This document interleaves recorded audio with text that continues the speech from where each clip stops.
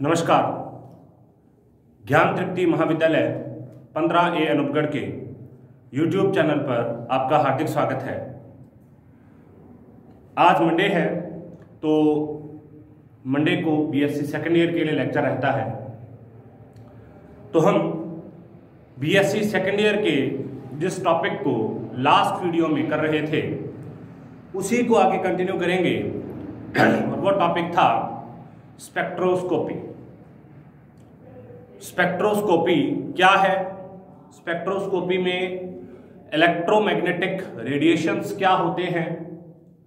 Electromagnetic radiations के base पर या पदार्थों की इन इलेक्ट्रोमैग्नेटिक रेडिएशंस के साथ में रिएक्शन के बेस पर पदार्थ कितने प्रकार के होते हैं, अर्थात कितने प्रकार के स्पेक्ट्रम देते हैं अवशोषण उत्सर्जन, और उसके आधार पर कितने प्रकार की स्पेक्ट्रोस्कोपी होती है। इन सब चीजों के बारे में हम लास्ट वीडियो में डिस्कस कर चुके हैं। इसके अलावा वहां पर हमने बात की थी स्पेक्ट्रोफोटोमीटर के बारे में कि स्पेक्ट्रोफोटोमीटर क्या होता है, किस प्रकार से काम करता है, उसमें कौन कौन से पार्ट्स होते हैं, जैसे कि एक प्रकाश स्रोत होता है, एक मोनोक्रोमेटर होता है, एक रिकॉर्डर होता है, इसके अलावा एक सैंपल ट्यूब होती है। तो ये सब चीजें आपस में मिलकर एक स्पेक्ट्रम का निर्माण करती हैं। आज हम उसी टॉपिक को आगे बढ़ाएंगे जिस टॉपिक के बारे में हम ऑलरेडी बात कर चुके हैं, जिस टॉपिक के बारे में हम ऑलरेडी बात कर रहे थे। आज हम बात करेंगे अल्ट्रावायलेट स्पेक्ट्रोस्कोपी क्या होती है। अल्ट्रावायलेट स्पेक्ट्रोस्कोपी में कौन कौन सी फैक्टर्स इन्वॉल्व हैं। स्पेक्ट्रोस्कोपी में अलग अलग प्रकार के कलर को, अलग अलग प्रकार के स्पेक्ट्रम को प्रदर्शित करने के लिए कौन कौन से फैक्टर्स इन्वॉल्व होते हैं, इन सब चीजों के बारे में हम यहां पर बात करेंगे। तो स्टार्ट करते हैं हमारा आज का टॉपिक स्पेक्ट्रोस्कोपी। तो देखिए, सबसे पहले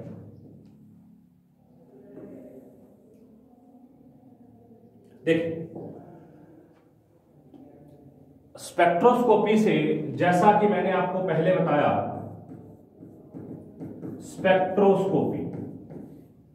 स्पेक्ट्रोस्कोपी से हमें किसके बारे में ज्ञान होता है? पदार्थ की संरचना के बारे में।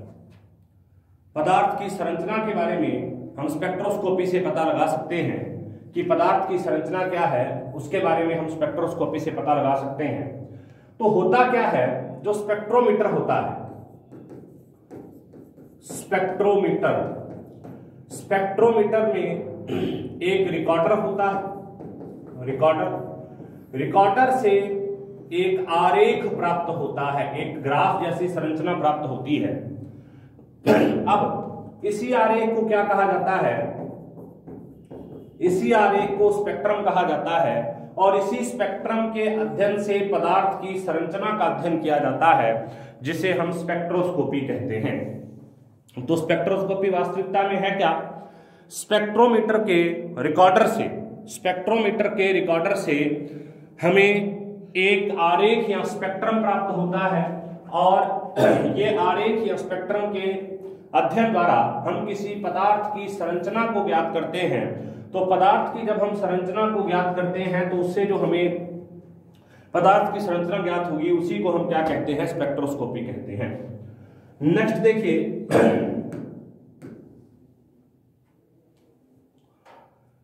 अब ये स्पेक्ट्रोस्कोपी आती कहां पर है? Spectroscopy wavelength. देखो, एक्चुअली जो ग्राफ हमें प्राप्त होगा वो किस किस के बीच में होगा? वो होगा तरंगदैर्ध्य, वेवलेंथ, तरंगदैर्ध्य व अवशोषणांक, अब्जॉर्बेंस, अवशोषणांक। इनके बीच में जब हम ग्राफ खींचेंगे, इनके बीच में जब हम इस तरीके से ग्राफ प्लॉट करेंगे, तो उस ग्राफ के अध्ययन से ही हम किसी पदार्थ की संरचना के बारे में जानकारी प्राप्त कर सकते हैं। ठीक है, उसी के बारे में हम बात करेंगे,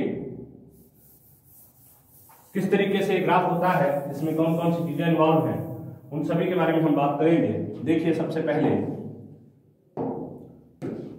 कुछ बेसिक चीजों से स्टार्ट करते हैं जब हम बात करते हैं इलेक्ट्रोमैग्नेटिक स्पेक्ट्रम की, विद्युत चुंबकीय स्पेक्ट्रम की, तो वहां पर कई प्रकार के स्पेक्ट्रम हो सकते हैं और उनकी वेवलेंथ भी अलग अलग प्रकार की होती है। हम यहाँ पर यूवी और आईआर के बारे में ही बात करेंगे। देखिए, ऊर्जा हमेशा घटते हुए क्रम में होगी, आवृत्ति भी यहां पर घटते हुए क्रम में दे रखी है, तरंग संख्या भी यहां पर घटते हुए क्रम में दे रखा है और वेवलेंथ यहां पर बढ़ते हुए क्रम में है। तो ध्यान रखना है कि जो वेवलेंथ या लैम्डा होता है वो reversely proportional to frequency nu, lambda reversely proportional to energy E, lambda reversely proportional to mu not, mu bar तरंग संख्या, और लैम्डा, अब लैम्डा यहां पर क्या है, लैम्डा यहां पर वेवलेंथ है, तरंग दैर्ध्य, लैम्डा यहां पर क्या है, वेवलेंथ या तरंग दैर्ध्य। तरंग दैर्ध्य हमेशा आवृत्ति के व्युत्क्रमानुपाती होता है, अर्थात आवृत्ति बढ़ती है तो वेवलेंथ कम होती है। तरंग दैर्ध्य हमेशा ऊर्जा के व्युत्क्रमानुपाती होता है, अर्थात ऊर्जा बढ़ती है तो वेवलेंथ कम होती है। और तरंग दैर्ध्य हमेशा तरंग संख्या न्यू बार के व्युत्क्रमानुपाती होता है, अर्थात तरंग संख्या बढ़ती है तो वेवलेंथ कम होता है। हम यहाँ पर बेसिकली जो बात करेंगे वेवलेंथ के आधार पर, हम जो यहाँ पर ग्राफ देखते हैं वो किस किस के आधार पर है, वो है तरंग दैर्ध्य। जब हम अवशोषण स्पेक्ट्रम के बारे में बात करेंगे, तरंग दैर्ध्य और अवशोषणांक, अवशोषणांक का मतलब होता है अब्जॉर्बेंस, मतलब वेवलेंथ और अब्जॉर्बेंस के बीच का ग्राफ के बारे में हम स्टडी करेंगे कि वेवलेंथ और जो अवशोषणांक है उसके बीच में किस तरीके से ग्राफ आएगा। ठीक है, देखिए, सबसे ज्यादा जो ऊर्जा होती है वो कॉस्मिक या गामा रेज की होती है, कॉस्मिक विकिरण और गामा विकिरण, और इनकी वेवलेंथ सबसे कम होती है। उसके बाद जो ऊर्जा होती है वो एक्सरेज की होती है, उनसे कम एक्सरेज की ऊर्जा होगी और उसकी वेवलेंथ और भी ज्यादा होती है। उसके बाद होती है अल्ट्रावायलेट। अल्ट्रावायलेट जो है इसमें यहां तक का रीजन आता है, दो प्रकार का अल्ट्रावायलेट होता है, एक होता है दृश्य पराबैंगनी और एक होता है पराबैंगनी। ठीक है, और इसी में एक दृश्य शब्द भी आता है। तो ये अल्ट्रावायलेट है, ये दृश्य अल्ट्रावायलेट है, विजिबल यूवी, और ये दृश्य क्षेत्र है। हम केवल इसी क्षेत्र में देख पाते हैं, विजिबल रीजन में ही पदार्थों को देखा जा सकता है। जब उनकी वेवलेंथ या आवृत्ति या ऊर्जा इस क्रम की हो जाएगी तब हम पदार्थों को देख सकते हैं, अन्यथा नहीं देख सकते। उसके बाद में आता है इंफ्रारेड। इंफ्रारेड का मतलब होता है आईआर अवरक्त, जिसकी जो वेवलेंथ होती है वो लगभग मध्य के क्रम की होती है और उसकी ऊर्जा काफी कम होती है। उसके बाद में आता है माइक्रोवेव। माइक्रोवेव की ऊर्जा और कम हो जाएगी। उसके बाद में आता है रडार टेक्नोलॉजी। रडार टेक्नोलॉजी की वेवलेंथ बहुत ज्यादा होगी लेकिन उसकी जो ऊर्जा होगी वो बहुत कम होगी। उसके बाद है एनएमआर, न्यूक्लियर मैग्नेटिक रेजोनेंस। ये भी एक प्रकार का स्पेक्ट्रोस्कोपी होती है, यूवी होती है, विजिबल होती है, आईआर होती है, एनएमआर होती है। जिस प्रकार से अलग अलग प्रकार की स्पेक्ट्रोस्कोपी होती है, एनएमआर न्यूक्लियर मैग्नेटिक रेजोनेंस, जिसको हम बोलते हैं चुंबकीय अनुनाद प्रतिबिंबन, चुंबकीय अनुनाद प्रतिबिंबन इमेजिंग होती है एनएमआर। उसके बाद में रेडियो आवृत्ति, और सबसे कम ऊर्जा होती है इलेक्ट्रिक करंट की और उसकी सबसे ज्यादा वेवलेंथ होती है। तो इसका मतलब यहां पर एक वेवलेंथ और जो ऊर्जा और आवृत्ति है, या वेवलेंथ और जो इसका न्यू है उसके बीच में संबंध दे रखा है, फ्रीक्वेंसी के बीच में संबंध दे रखा है कि जैसे जैसे जो फ्रीक्वेंसी है वो घटती जाएगी, जैसे जैसे फ्रीक्वेंसी कम होती जाएगी वैसे वैसे ही लैम्डा की वैल्यू बढ़ती जाएगी। लैम्डा जो है वो लगातार बढ़ता है।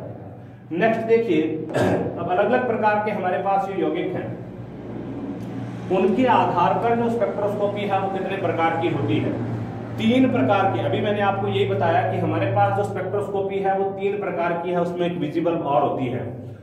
पहली प्रकार की स्पेक्ट्रोस्कोपी होती है यूवी, जिसको अल्ट्रावायलेट या पराबैंगनी प्रकार की स्पेक्ट्रोस्कोपी कहते हैं। अगर हम तीनों स्पेक्ट्रोस्कोपी के बारे में बात करें, दूसरे प्रकार की स्पेक्ट्रोस्कोपी होती है आईआर, जिसको हम इंफ्रारेड या अवरक्त प्रकार की स्पेक्ट्रोस्कोपी कहते हैं। और जो तीसरे प्रकार की स्पेक्ट्रोस्कोपी होती है वो होती है एनएमआर, जिसको हम कहते हैं न्यूक्लियर मैग्नेटिक रेजोनेंस, चुंबकीय अनुनाद प्रतिबिंबन या न्यूक्लियर मैग्नेटिक जो चुंबकीय नाभिकीय चुंबकीय रेजोनेंस, मतलब चुंबकीय अनुनाद प्रतिबिंबन बोलते हैं इसको, नाभिकीय चुंबकीय अनुनाद भी बोलते हैं, ठीक है, एनएमआर टाइप। अब ये तीनों प्रकार की, जब हम वेवलेंथ के बाद तीनों प्रकार की जब हम बात करते हैं स्पेक्ट्रोस्कोपी के बारे में, तो इन तीनों प्रकार की स्पेक्ट्रोस्कोपी में सबसे प्रथम प्रकार की स्पेक्ट्रोस्कोपी की एनर्जी ज्यादा होगी, वेवलेंथ कम होगी। दूसरे प्रकार की एनर्जी थोड़ी सी कम होगी लेकिन वेवलेंथ ज्यादा होगी। और एनएमआर जो होता है, एनएमआर में वेवलेंथ सर्वाधिक होती है इन तीनों के सापेक्ष, तीनों के रेफरेंस में जब हम बात करें, और इसकी जो एनर्जी होती है वो सबसे कम होती है। तो तीन प्रकार की एक विजिबल और स्पेक्ट्रोस्कोपी होती है, उसके बारे में यहाँ पर कुछ खास अध्ययन नहीं है। मुख्य रूप से जो पदार्थों की संरचनाएं ज्ञात की जाती हैं उसके लिए तीन ही प्रकार की स्पेक्ट्रोस्कोपी का प्रयोग किया जाता है। एक होती है अल्ट्रावायलेट, जिसकी ऊर्जा सर्वाधिक ज्यादा, मतलब इन स्पेक्ट्रोस्कोपी के सापेक्ष जिसकी ऊर्जा सबसे ज्यादा होगी और जिसकी वेवलेंथ का मान कम होगा।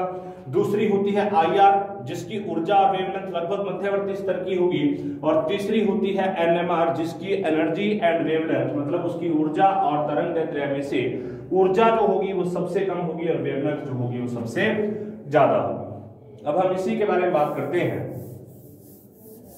कि कौन सी स्पेक्ट्रोस्कोपी को किस प्रकार से देखा जाता है। देखिए,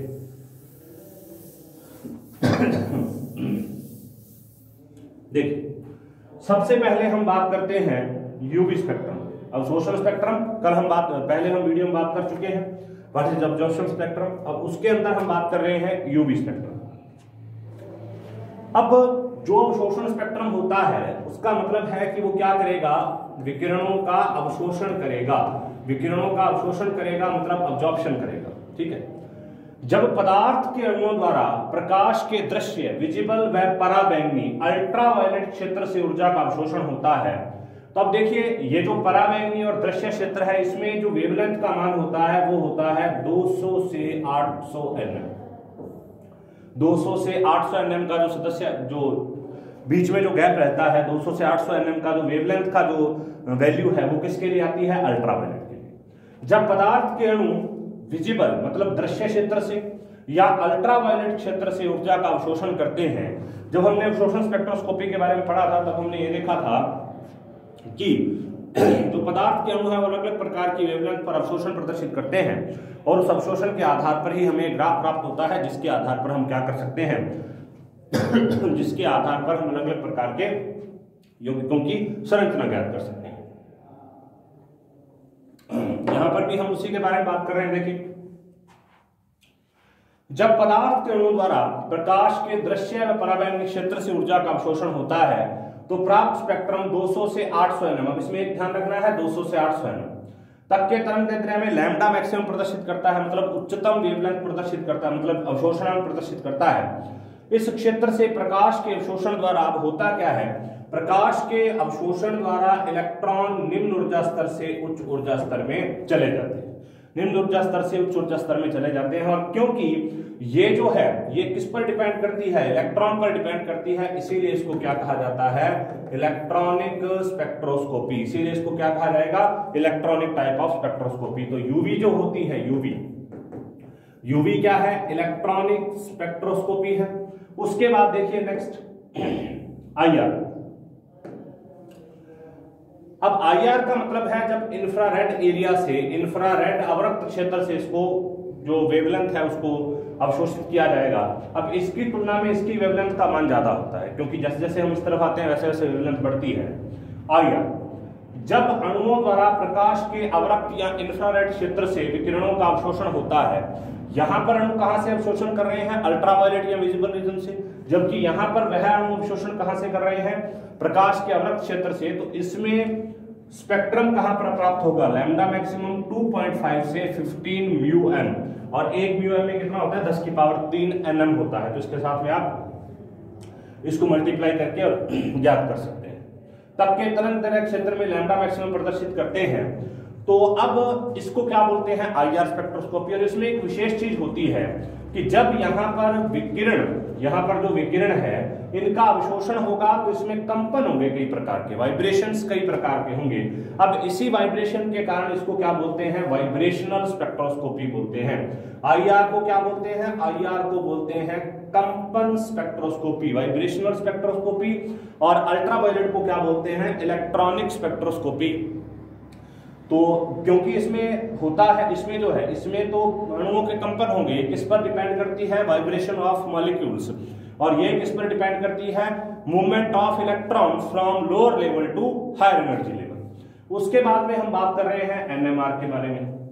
जब अणुओं द्वारा कम ऊर्जा वाले रेडियो आवृत्ति वाले क्षेत्र से विकिरणों का अवशोषण होता है तो रेडियो फ्रिक्वेंसी ऊर्जा बहुत कम होगी, वेवलेंथ बहुत ज्यादा होगी, तो एनएमआर स्पेक्ट्रम प्राप्त होते हैं। इसमें अवशोषित तरंगों की तरंग दैर्ध्य 1 से 5 मीटर तक होती है। देखिए किस तरीके से बढ़ रहा है।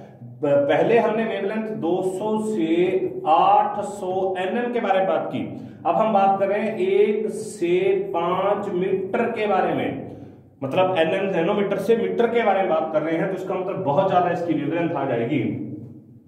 अणुओं में विद्यमान विभिन्न प्रकार के प्रोटॉन विभिन्न तरंग दैर्ध्य वाले पदार्थ को अवशोषण करके अलग अलग प्रकार के पीक दर्शाते हैं। अब तीनों में डिफरेंस देखिए क्या है।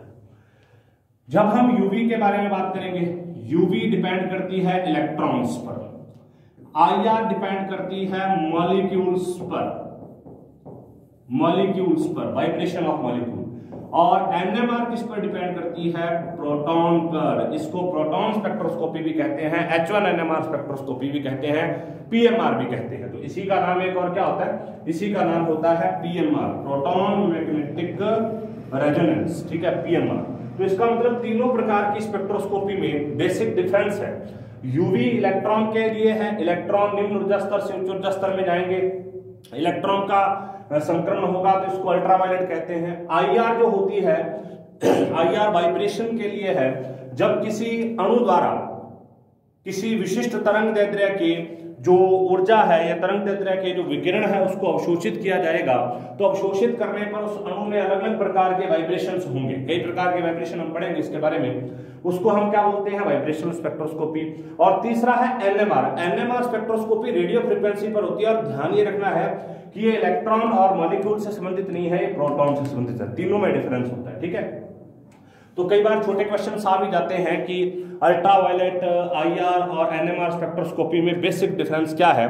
तो बेसिक डिफरेंस में आपको हमेशा एक चीज याद रखनी है कि यूवी स्पेक्ट्रम जो है वो इलेक्ट्रॉन्स पर डिपेंड करता है, आईआर स्पेक्ट्रम जो है विभिन्न प्रकार के मॉलिक्यूल के वाइब्रेशन पर डिपेंड करता है, और एनएमआर जो स्पेक्ट्रम होता है वो प्रोटॉन द्वारा एनर्जी अवशोषण करके और अलग अलग क्षेत्र में पीक प्रदर्शित करने पर डिपेंड करता है। अब हम बात करते हैं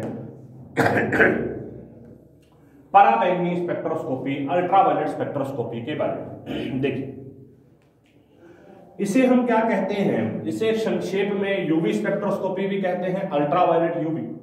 विद्युत चुंबकीय विकिरणों के, अब देखो दो प्रकार के क्षेत्र होते हैं। जब हम विकिरणों के बारे में बात करेंगे तो 200 से 400 एनएम का जो क्षेत्र होगा इसको तो हम क्या कहेंगे, यूवी कहेंगे। और उसके बाद 400 से, मतलब 401 से 800 एनएम का जो क्षेत्र होगा इसको हम क्या कहेंगे, इसको हम कहेंगे विजिबल रीजन। विजिबल का मतलब होता है दृश्य क्षेत्र, ठीक है। और इसी 400 से 800 रीजन के बीच में ही हम विभिन्न प्रकार की वस्तुओं को देख सकते हैं। तो देखिए संक्षेप में यूवी स्पेक्ट्रोस्कोपी होगी, विद्युत चुंबकीय विकिरणों के 200 से 400 एनएम तरंग दैर्ध्य वाले क्षेत्र को प्रकाश का पराबैंगनी क्षेत्र कहलाता है, और 400 से 800 एनएम वाला प्रकाश का दृश्य क्षेत्र कहलाता है। अब ये जो दृश्य क्षेत्र होता है इसमें आपने एक चीज सुनी होगी, एक विबग्योर होता है, ठीक है, मतलब 7 रंगों के अंदर अलग अलग प्रकार से विभाजित होता है विबग्योर, VIBGYOR, विबग्योर। 7 अलग अलग प्रकार के रंग होते हैं इसमें, वायलेट होता है, इंडिगो होता है, ब्लू होता है, ग्रीन होता है, येलो होता है, ऑरेंज होता है और रेड होता है।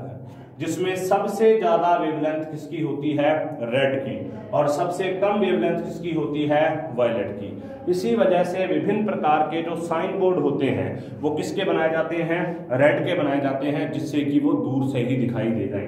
तो ये केवल दृश्य क्षेत्र में ही होता है, इसके अलावा जो विबग्योर का फॉर्मेशन है वो कहीं नहीं होता। नेक्स्ट हम इसी के अंदर बात करते हैं कि कहां कहां पर किस किस प्रकार की चीजें यहां पर पाई जाएंगी। देखिए सबसे पहले जब हम बात करें इस रीजन्स के बारे में तो देखिए सबसे पहले हमारे पास रीजन कौन सा है, हमारे पास है 200 से 800 mm के बीच का रीजन।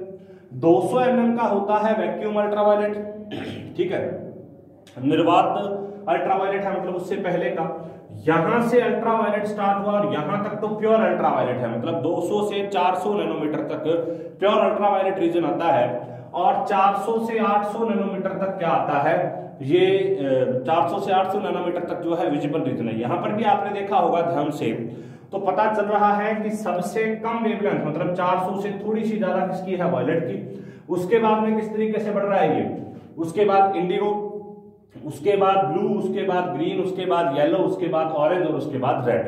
तो इसका मतलब यहां से इस तरीके से किसकी वैल्यू बढ़ रही है, लैम्डा की वैल्यू बढ़ रही है, वेवलेंथ की वैल्यू बढ़ रही है। और उसके बाद में इंफ्रारेड आ जाता है। अब देखिए यहां पर एक और चीज है, यदि किसी पदार्थ के अणु में बहुबंध हो, बहुबंध का मतलब होता है या तो उसमें डबल बॉन्ड हो, किसी भी प्रकार का डबल बॉन्ड हो सकता है, इस प्रकार का डबल बॉन्ड भी हो सकता है, इस प्रकार का डबल बॉन्ड भी हो सकता है, या उसमें ट्रिपल बॉन्ड हो, मतलब इस प्रकार का ट्रिपल बॉन्ड भी हो सकता है, इस प्रकार का ट्रिपल बॉन्ड भी हो सकता है, किसी भी प्रकार का डबल बॉन्ड या ट्रिपल बॉन्ड हो, उसको बोलते हैं मल्टीपल बॉन्ड्स, बहुबंध।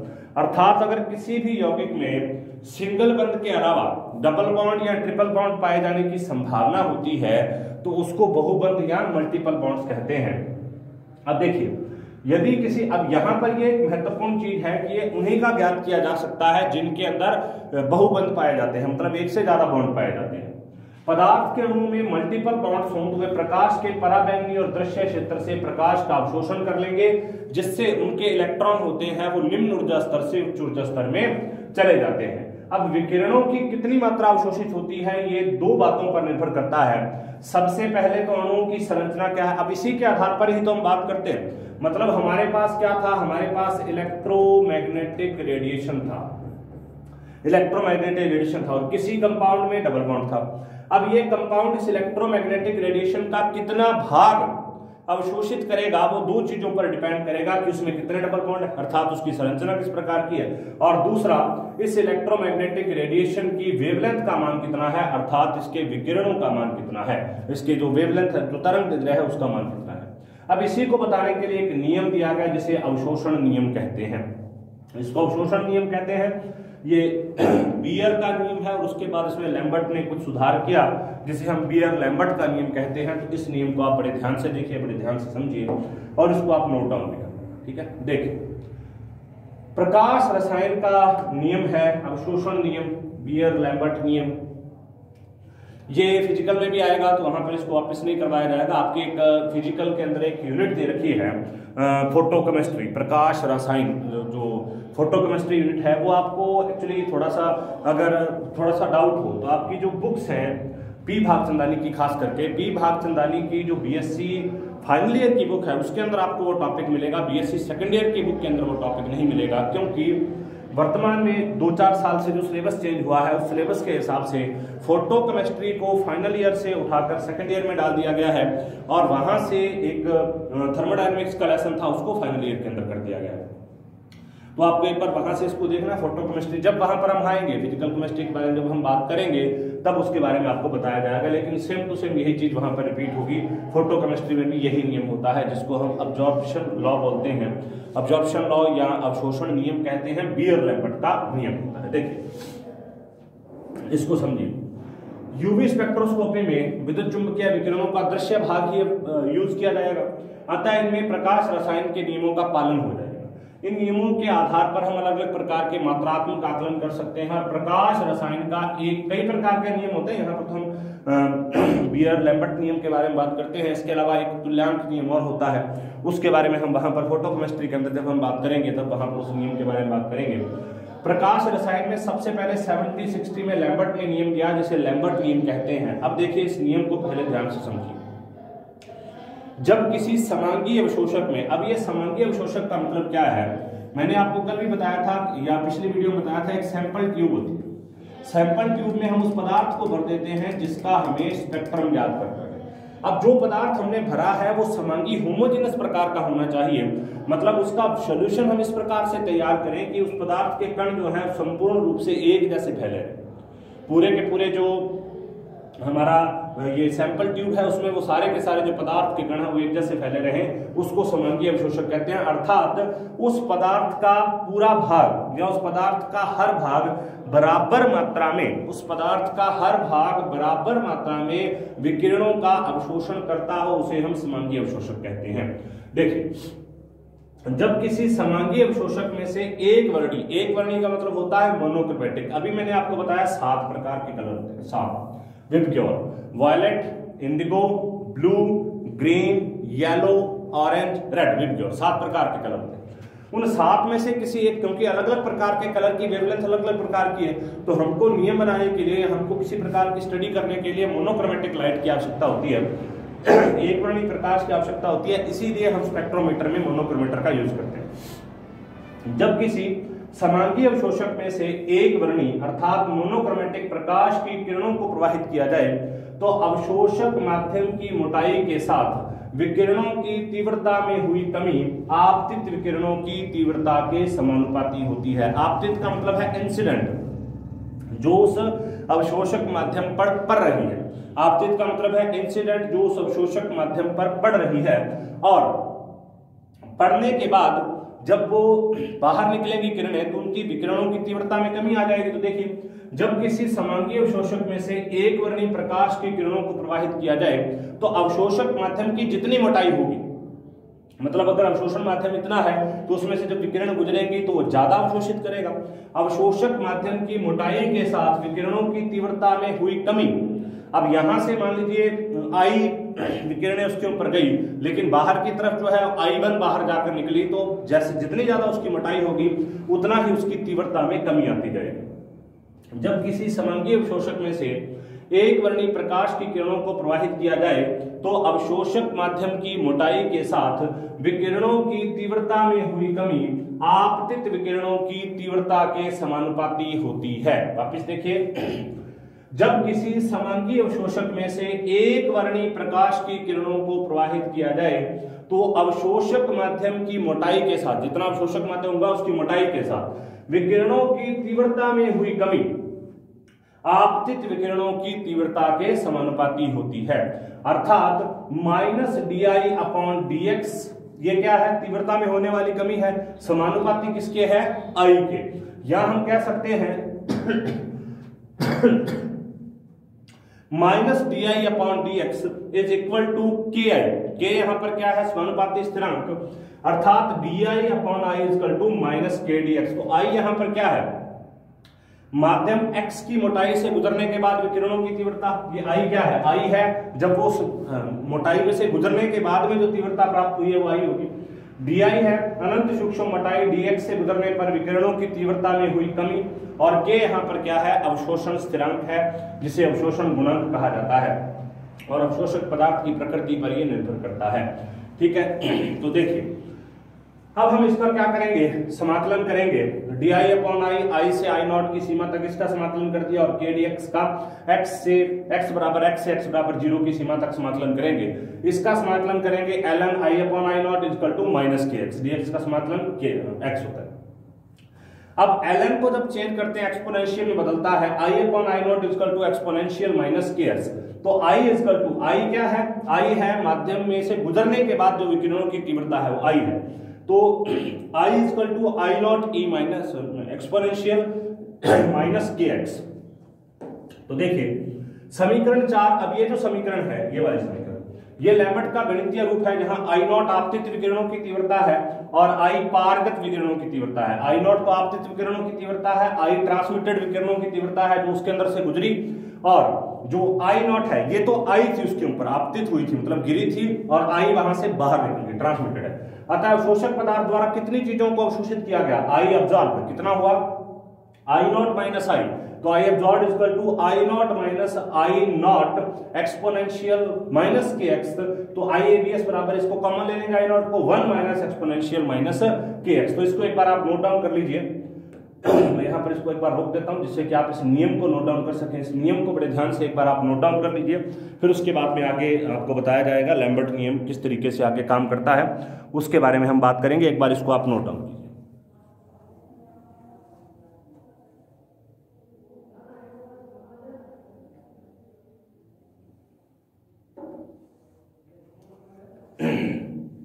नेक्स्ट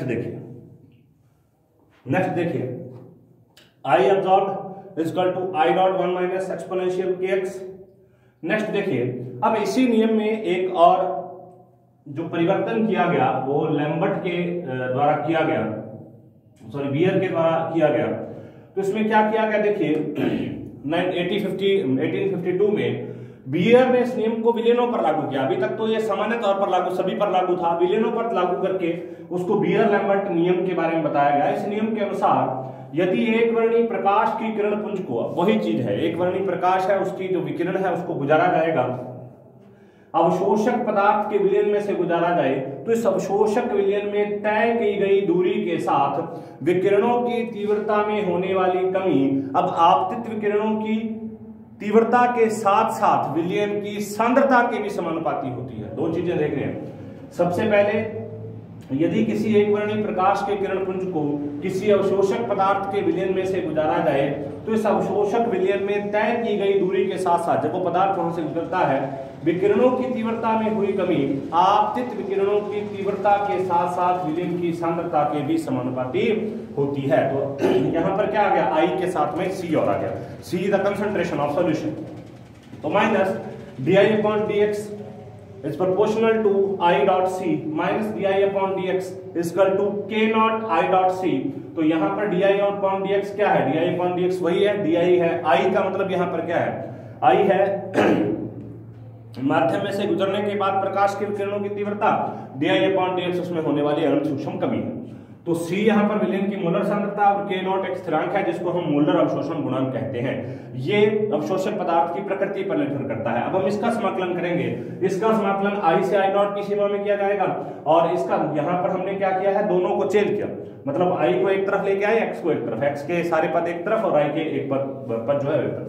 इसका समाकलन I से I नॉट के मध्य, इसका समाकलन x इक्वल टू x से x इक्वल टू 0 के मध्य।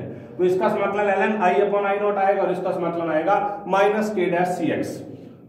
ln को चेंज करते हैं तो 2.303 log I upon I naught आएगा equal to minus k dash cx। अब 2.303 को इस तरफ लेके जाएंगे क्योंकि ये दोनों स्थिरांक है, तो log I upon I not equal to minus k dash 2.303 c dot x। अब इसकी जगह पर हम एक और टर्म यूज कर सकते हैं जिसे हम कहते हैं अल्फा, नीचे यूज किया है। Alpha equal to k dash 2.303 equal to k dash upon 2.303 molar विलोपन गुणांक, इसको बोलते हैं मोलर विलोपन गुणांक। और इसके ऊपर कई बार क्वेश्चन आता है molar extension coefficient. Molar extension coefficient is alpha and this is a constant term, ठीक है। तो अब यहां से हम इसको इस तरीके से भी लिख सकते हैं, epsilon CL A equal to log I upon I not equal to epsilon CL। A यहां पर क्या है, अवशोषणांक, अब्जॉर्बेंस, जिसके बारे में हम पहले बात कर रहे थे। E या जो epsilon equal to alpha, alpha यहां पर क्या है, मोलर अवशोषणता या जिसको हम बोलते हैं मोलर विलोपन गुणांक, मोलर अब्जॉर्बिलिटी या मोलर एक्सटेंशन कोएफिशिएंट। और L यहां पर क्या है, L है विलयन द्वारा प्रकाश में, विलयन में प्रकाश द्वारा तय की गई दूरी। तो इसको भी आपको याद रखना है, इस टर्म को किस तरीके से टर्म यहां पर यूज की जाती है। नेक्स्ट हम बात करेंगे मोलर अवशोषकता के बारे में। किसी पदार्थ के अणुओं द्वारा, कोई भी पदार्थ है उसके अणु द्वारा, अब यहां पर आपको ध्यान रखना है मोलर अवशोषकता क्या होती है, इसको ध्यान रखना है। किसी पदार्थ के अणुओं द्वारा अवशोषित हुए विकिरणों की सामर्थ्य या तीव्रता, कोई भी पदार्थ है उसके बीच में से, हम पदार्थ के बीच में से प्रकाश की किरणों को गुजारेंगे, तो जब हम प्रकाश की किरणों को गुजारेंगे तो वो पदार्थ क्या करेगा, उन प्रकाश की किरणों को अवशोषित करेगा। अब अवशोषित करने पर या तीव्रता में जो कमी है, किसी पदार्थ के अणु द्वारा अवशोषित हुई विकिरणों की सामर्थ्य, मतलब किन विकिरणों को उसने अवशोषित किया है, उनकी स्ट्रेंथ या उनकी इंटेंसिटी को प्रदर्शित करने के लिए टर्म का यूज किया जाता है जिसे हम मोलर अवशोषकता कहते हैं और इसे एप्सिलॉन द्वारा प्रदर्शित किया जाता है। एक अनुपातिकता स्थिरांक है, प्रोपोर्शनली कांस्टेंट है, जो किसी विशेष तरंगदैर्ध्य लैम्डा पर प्रेषित अवशोषणांक A का विलयन की मोलर सांद्रता एवं विकिरणों द्वारा विलयन में तय की गई दूरी के साथ संबंध को दर्शाता है। तो A यहां पर क्या है, A है अब्जॉर्बेंस कोएफिशिएंट या अवशोषणांक। तो A equal to epsilon C into L, और एप्सिलॉन किसके बराबर है, एप्सिलॉन बराबर है अल्फा के। या अगर हम यहाँ से एप्सिलॉन की वैल्यू को ज्ञात करें तो एप्सिलॉन यहाँ पर क्या आ जाएगा, एप्सिलॉन इज इक्वल टू ए मतलब अवशोषणांक अपॉन सी इंटू एल। सी यहाँ पर कंसंट्रेशन, एल उस प्रकाश द्वारा विलीन में तय की गई दूरी, और ए यहाँ पर क्या होता है, अवशोषणांक अब्जॉर्बेंस होता है। ठीक है, तो एक बार आप इस चीज को नोट डाउन कर लीजिए। मैं इसको थोड़ा नीचे कर देता हूँ जिससे कि आप इसको आसानी से नोट डाउन कर सके। ये सारा नियम और इसको यहां तक नोट डाउन करना है, उसके बाद में हम इसके बारे में थोड़ी सी और चर्चा करेंगे। सबसे पहले हमने बीयर लैम्बर्ट नियम के बारे में बात की। लैम्बर्ट नियम सामान्य प्रकार की परिस्थितियों में लागू होता है, और बीयर लैम्बर्ट नियम जो है वो तब लागू होता है जब हम ऐसी परिस्थितियां लें जहां पर तो विलयन है। मतलब बीयर लैम्बर्ट नियम क्या है, बीयर लैम्बर्ट नियम एक विलयन के सापेक्ष बात करता है, जबकि जो लैम्बर्ट नियम है वो सामान्य तौर पर जब हम बात करते हैं लैम्बर्ट नियम में तो वो सामान्य किसी भी प्रकार का कोई भी यौगिक हो, किसी भी प्रकार का कोई भी मिक्सचर हो, उसके ऊपर भी लागू किया जा सकता है। तो इसको आपने नोट डाउन कर लिया होगा। उसके बाद में देखिए आगे इस चीज को, मोलर अवशोषकता क्या होती है, इसकी परिभाषा वगैरह, अनुपातिकता स्थिरांक है, किस तरीके से इसको ज्ञात किया जाता है, इनके बीच में क्या संबंध होता है, उन सब चीजों के भी आप यहाँ पर नोट डाउन कीजिए। उसके बाद हम बात करते हैं इसकी लिमिटेशन। इसकी सबसे पहले ये उपयोगी नियम है, लेकिन सबसे पहले लिमिटेशन हमने एक टर्म के बारे में बात की थी, एक वर्णी। अर्थात यहां पर जो हम लाइट यूज करेंगे वो मोनोक्रोमेटिक प्रकार की होगी, एक वर्णी प्रकाश की होगी, अर्थात अकेली तरंग दैर्ध्य वाली। क्योंकि अलग अलग प्रकार के जैसे वॉयलेट है या रेड है, इनमें वेवलेंथ इस तरीके से बढ़ती जाती है। तो वॉयलेट की अलग वेवलेंथ होगी, रेड की अलग वेवलेंथ होगी। तो जब हम एक वर्णी प्रकाश को यूज करेंगे तो उसकी वेवलेंथ समान रहेगी। उसके बाद जो हम विलयन प्रयुक्त कर रहे हैं वो डाइल्यूट होना चाहिए। उसके बाद प्रयोग के दौरान जो ताप है वो स्थिर रहना चाहिए। उसके बाद नेक्स्ट देखिए अगला, विलय पदार्थ का विलयन में स्कंदन नहीं होना चाहिए। मतलब कई बार क्या होता है कि हम किसी दो पदार्थों का आपस में विलयन का निर्माण करते हैं तो विलय पदार्थ को या जो सॉल्यूट होता है जब उसको वहां पर हम छोड़ देते हैं तो थोड़ी देर बाद वो नीचे जम जाता है। मतलब अगर हमने मान लीजिए कि मिट्टी को पानी के अंदर डाल दिया और जब हम उसको हिला रहे हैं तब तक तो उसके अंदर घुला रहेगा, लेकिन कुछ समय पश्चात क्या होगा, वो मिट्टी नीचे बैठ जाएगी। तो उसको बोलते हैं स्कंदन, कोगुलेशन, आपस में जुड़ जाना। खास करके कोलाइडी जो सोल्यूशन होते हैं उनके अंदर ये ज्यादा प्रोसेस पाया जाता है, कोगुलेशन वगैरह की घटना होती है। तो इसमें क्या है कि विलय पदार्थ का कोगुलेशन नहीं होना चाहिए। उसके अलावा विलय पदार्थ के जो अणु हैं उनमें कोई भी संघनन आयनन, मतलब ना तो वो आपस में जुड़ने चाहिए ना तो वो आपस में टूटने चाहिए, और जल अपघटन वगैरह कुछ नहीं होना चाहिए। अर्थात उनकी रासायनिक प्रकृति, उनकी भौतिक प्रकृति में किसी भी प्रकार का परिवर्तन नहीं होना चाहिए। तो आज हमने जो बात की है, आज हमने बात की थी कि स्पेक्ट्रोस्कोपी क्या होती है, अलग अलग प्रकार की स्पेक्ट्रोस्कोपी किस तरीके से इसको प्रदर्शित करते हैं। यूवी स्पेक्ट्रोस्कोपी इलेक्ट्रॉन के बारे में बताती है, आईआर स्पेक्ट्रोस्कोपी मॉलिक्यूल्स के वाइब्रेशन के बारे में बताती है, और एनएमआर स्पेक्ट्रोस्कोपी प्रोटॉन के बारे में बताती है। उसके बाद हमने नेक्स्ट बात की दूसरी स्पेक्ट्रोस्कोपी की, और उस स्पेक्ट्रोस्कोपी में हमने बात की कि जो यूवी स्पेक्ट्रोस्कोपी होती है ये कहां से कहां तक होती है। यूवी और विजिबल रीजन बहुबंध वाले जो हैं उनमें यूवी स्पेक्ट्रोस्कोपी के द्वारा ज्ञात किया जाता है। दो प्रकार की चीजों पर निर्भर करता है, एक तो अणु की संरचना किस प्रकार की है, मतलब उसमें डबल बॉन्ड ट्रिपल बॉन्ड कितने पाए जा रहे हैं, और दूसरा अवशोषित विकिरणों की वेवलेंथ कौन सी है। उसके बाद हमने बीयर लैम्बर्ट नियम के बारे में बात की। सबसे पहले बीयर नियम जो लैम्बर्ट नियम है जो 1760 के अंदर दिया गया था, सामान्य प्रकार के एक फोटोकेमिस्ट्री का नियम है, प्रकाश रसायन विज्ञान का नियम है, जिसका जो मैथमेटिकल टर्म है वो होती है I = I0 exponential minus kx।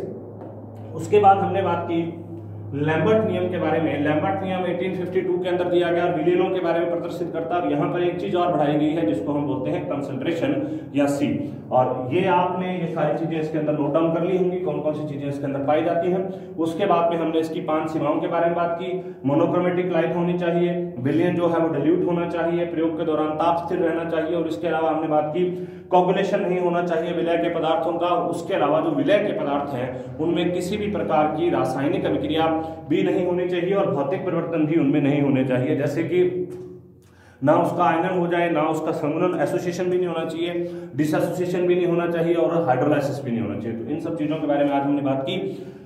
आज की वीडियो में इतना ही। नेक्स्ट हम अगली जो वीडियो करेंगे उसके अंदर हम आगे के टॉपिक पर बात करेंगे। तब तक आप इन सब वीडियो को देखते रहें। कोई भी प्रॉब्लम अगर आपको आती है तो आप कमेंट सेक्शन में कमेंट कर सकते हैं। धन्यवाद।